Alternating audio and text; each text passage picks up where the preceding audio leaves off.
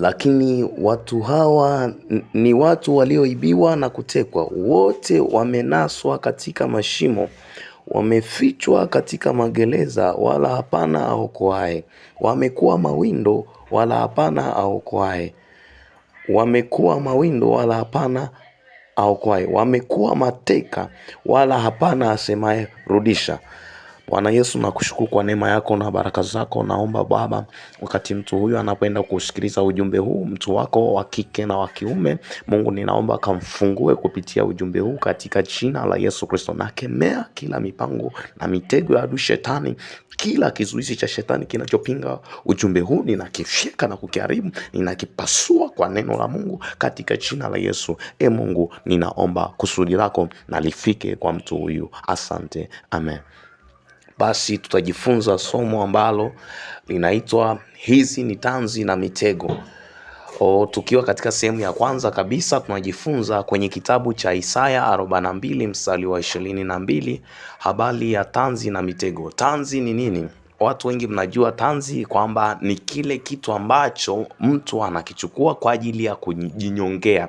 Ni kitu ambacho ni mtego ambao mtu anaweka kwa ajili ya kunyongea kitu. Kuna ile mitego ya panya, kuna ile mitego ya ndege. Huwa mtu anaweza kaweka kwenye kiota ili ni kama tanzi ambapo ndege akipita tu ananaswa na ananyongwa kwa ule mtego.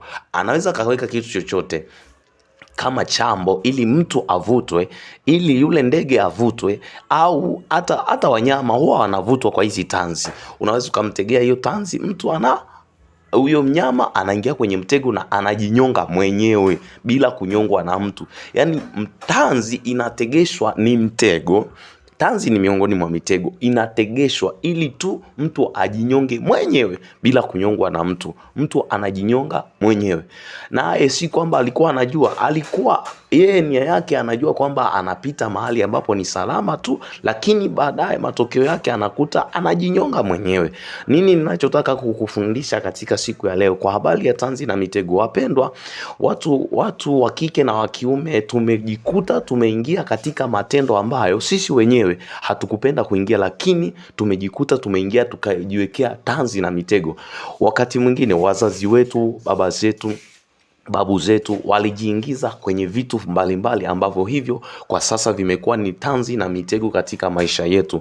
Wameingia katika matendo mabaya. Kwa mfano, tunaweza tukajifunza, lakini nataka nikupe utangulizi ili uelewe zaidi, kwa sababu ndo sehemu ya kwanza tunaanza kwenye somo hili. Napenda tunapomaliza somo hili ukawe ni mtu ambaye umefunguliwa na Mungu, umekuwa ni mtu ambaye unaelewa nini maana ya tanzi na mitego.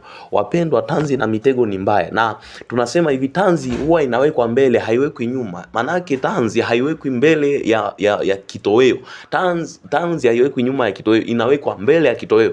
Kitoweo kinapozidi kwenda mbele ndiko kinaenda kwenye mtego. Kwa hiyo na sisi future yetu imewekewa mitego mbalimbali. Si mtu anaweza kawa na kiburi, leo ana hela, leo ana elimu yake nzuri, leo ana mambo yake mazuri, leo ana vitu, ana maisha, anaona kama yuko vizuri, lakini hajui kesho. Kwa hiyo tanzi na mitego haiwekwi nyuma yetu, tanzi inawekwa mbele. Kwa watu hawa wananaswa wakiwa wamewekewa mitego mbele. Leo unaweza ukanyasi, yes. Leo unaweza ukalabata, yes, hatukatai. Lakini mbele yako, je, mbele yako unaona nini? Maisha yetu yanakuwa magumu sana mbele yetu. Maisha yetu yanakuwa na mambo mengi. Katika somo hili napenda uelewe sana mambo yaliyoko mbele yetu. Wapendwa, ni Mungu asaidie, kwa sababu mbele yetu katika ulimwengu wa roho. Nataka nikuelekeze hichi kitu, namna gani watu wameingia kwenye mtego. Watu wameingia kwenye mitego na tanzi kwa namna hii. Biblia inazungumza hapa watu walivyoingia kwenye mitego. Leo unaweza ukasema mimi ni mtu from town.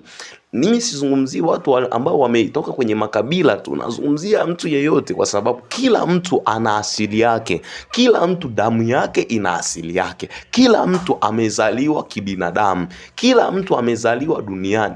Duniani kuna mambo mengi. Kuna mambo mengi ambayo yatakupata. Kwa hiyo Niangalie hapa katika kitabu cha Zaburi 106, Zaburi 106, Biblia inazungumzia watu namna walivyoingia kwenye mitego. Ni kwa sababu tu wazee wetu wa ukoo, ni kwa sababu tu waganga na wachawi wamekuwa wakipray party, kwa sababu kwenye makuzi yetu ukiangalia sana tulivyozaliwa na kulelewa, wengine tulizaliwa kwenye majumba ya waganga kabisa, wengine tulizaliwa kwenye namna ukaribu sana na hao waganga wa kienyeji. Kwa hiyo tumejikuta tulicholishwa ni cha kiganga, tulipolala ni kwa waganga, dawa tulizokunywa ni za kiganga. Kwa hiyo vitu vingi vimekuwa ni vitu vya ajabu sana, na vikiwa vinatutesa kwenye maisha yetu. Leo mtu hazai, usije ukasema Mungu hakumzalia, hakumpa kizazi. No. Yaani hivyo ni vitu malezi ambako umetoka. Kwa mujibu wa Biblia inasemaje kuhusu swala la tanzi na mitego? Nisome Zaburi 106, Zaburi 106 katika mstari wa 28. Biblia inasema wakajiambatiza na Baali Peori, wakazila dhabihu za wafu. Wakajiambatiza na Baali Peori, wakazila dhabihu za wafu. Wengine hawajui habari za Baali Peori. Wapendwa, Baali Peori ni mungu wa milima. Baali Peori ni mungu wa milima. Kwa hiyo watu anazungumzia kina nani? Wazazi wetu. Hapa zungumzia watoto, anazungumzia baba zetu, babu zetu, watu wa Israeli, wana wa Israeli, babu zao, wana wa Tanzania, babu zetu wa Tanzania, watu wa sehemu mbalimbali, watu wa makabila ya Kinyakyusa na mababu zao wa Kinyakyusa, watu wa Kisukuma na mababu zao wa Kinyakyusa. Hao sasa Biblia inasema wakajiambatiza na Baali Peori, wakazila dhabihu za wafu. Wapendwa, usije ukashanga, kuna watu ambao wamekula dhabihu za wafu. Hata leo kuna watu ambao wanakula dhabihu za wafu. Dhabihu za wafu ni sadaka zinazotolewa kwa ajili ya maiti, sadaka zinazotolewa kwa ajili ya maiti. Zile sadaka zinakuwa namna gani? Dhabihu za wafu. Watu tumekula vitu vichafu ambavyo hivyo vimekuwa ni mtego katika maisha yetu. Watu wamekuwa wakiteseka sana maisha yao yote. Kwa hiyo watu walijiambatiza na Baali Peori, miungu mingine, wakaenda kwa waganga, wakala chakula cha wafu, kuna watu wamekula nyama za wafu bila wao kujua. Kuna watu wamekula vyakula vya wafu. Hizo dhabihu za wafu, dhabihu zinazotolewa. Jamani, kuna nyama unaweza kukuta nyama imechinjwa, lakini ni kafara kwa ajili ya mtu aliyekufa. Dhabihu za wafu. Kafara ile imenenewa, imetamkiwa.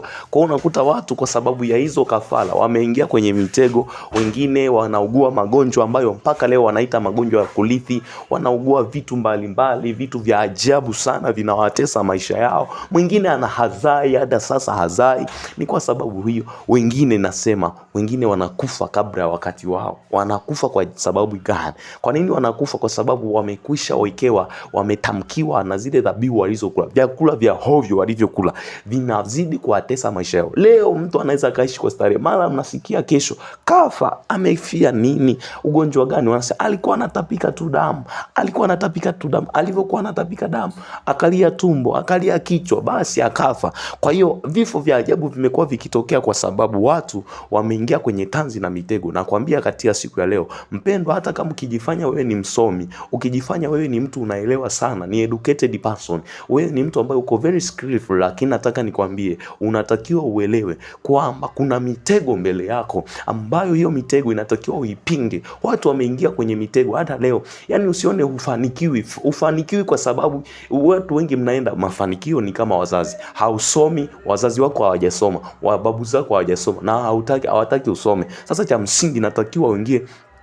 Tulivyokuwa tunajifunza kwenye maombi, ingia kwenye maombi na chukua hatua ya kwamba lazima nizitengue hivi vyanzo vya mitego, tanzi na mitego, katika jina la Yesu Kristo. Ninakuombea mahali ulipo, Mungu akusaidie, akutoe kwenye tanzi ya ujinga. Magonjwa hayo, kifafa, watu wengi wanaumwa kifafa, watu wengi wanaugua magonjwa mbalimbali, wanaanguka, watu wanazimia hadharani. Hayo yote ni magonjwa ambayo yanatokana na adui shetani. Magonjwa hayo yaliyopuliziwa tu, sio magonjwa ya mpango wa Mungu. Katika jina la Yesu, Mungu naomba akusaidie. Mungu naomba akutetee. Jitoe katika tanzi, jitoe katika mitego. Kataa kwa jina la Yesu, kataa kwa jina la Yesu. Mungu akufanye kuwa kichwa wala sio mkia. Mungu akufanye kuwa na uzao mzuri, usizae mapooza. Mungu akupe uzao ulio mzuri kwa maisha yako. Mungu akufanye kukutoa katika mitego. Uwe huru kuanzia leo, uwe huru na maisha yako yawe huru. Usiishi chini ya hao maadui, usiishi under control ya devil. Naitwa Yeremia Danieli. Mungu akubariki. Kumbuka tuna sehemu ya pili.